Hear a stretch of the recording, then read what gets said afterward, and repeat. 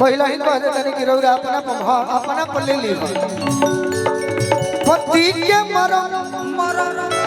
सती जनी है सत भक्तरी में हरिया यो के तनोने रखे सब है। हेलो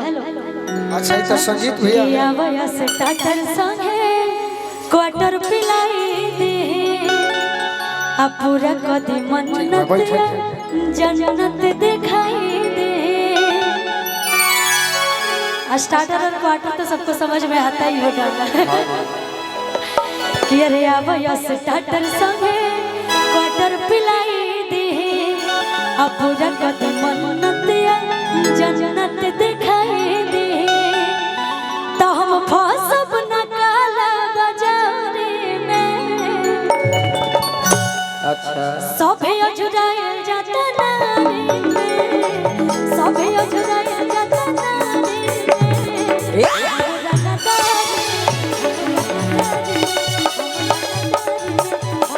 अब यस टाटर संगे क्वार्टर पिलाई दे पूरा कदी मन्नत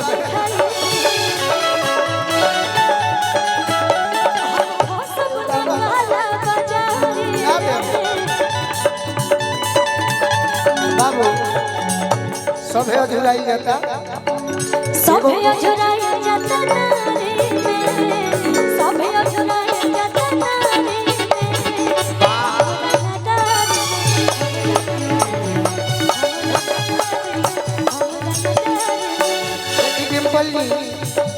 बहुत सारा गाना होला कि दुअर्थी होला ई गाना हमरा उरा खाते नहीं खिला हुआ भाई लोग कहता सुनले बा तो हम गा देते नहीं पहला ही कह देते नहीं कि रौरा अपना पर ले ली पति के मरण सती जनी है सत भक्तरी में हरिया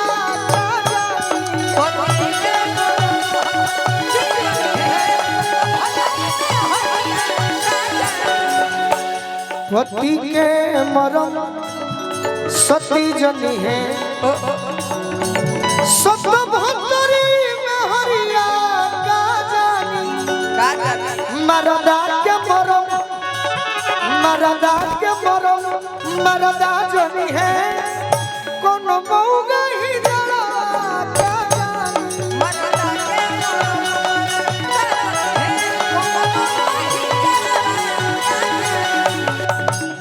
तू लोग के फरमाइश पूरा हो गई। ये गाना ना हमारा खुशी पबा और ना हमारा डिम्पल जी पबा सही हाँ कोई खाली तहारा पर रहल है क्रिया खा के तहार क्रिया तोहरे पर आई गाना दुअर्ती है करे में समझे के बा है अरे की जिंदगी में जहर घोरल हुए जा जिंदगी में जहर घोरल हुए जा आया पना पना के होई दीवाना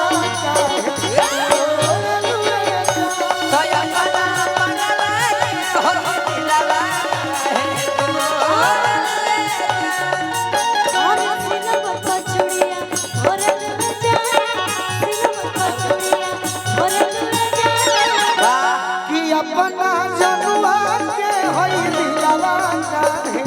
छोड़ लुए कि अपना जनुआ के होई दिलवा चाहे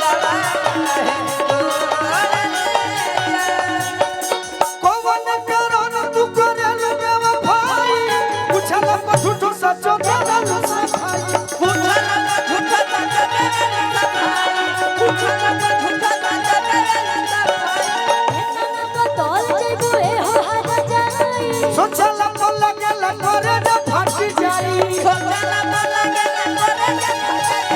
सोचला तो लगेला करे न फाटी जाई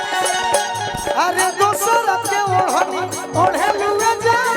दोसर के ओढ़नी ओढ़े लुए जा कि अपना पगला के होई दिलवा चाहे ओढ़े लुए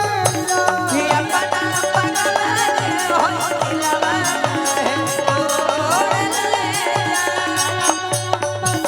सुना हो गाना एक लाइन गा दे जे बैठल जाओ हियावा करियावा रामा हाँ जी हाँ यही पर हो जाई रहे दे ना ना ई सब देवे मत कर इनकम टैक्स घरी लागल बा हमर ऊपर रहे दे अब स्टॉकिया देख के तो जेल में डाले के फेरे में बड़े से कुछ बजाऊं ला लोग के एगो फरमाइश बा भैया के हम जरूर पूरा करल चाहब बैठी रहो तनी बैठ जाइएगा अल्लाह हमारा और से आशीर्वाद बा भैया देले है गाजियाबाद से आइल बनी आज के प्रोग्राम देखे के बाप रे बहुत बहुत धन्यवाद दीवाना थोड़ा बैठ जाइए आप थोड़ा बैठ जाइए और जरा घूंघट निकाल लीजिए घूंघट निकालिए नहीं नवेली दुल्हन बन जाता है वाह एकदम नई नवेली दुल्हन की तरह लग भी रही हैं आज। बहुत अच्छा कलाकार लागते बा कि आज बियाह है भइल हाँ आज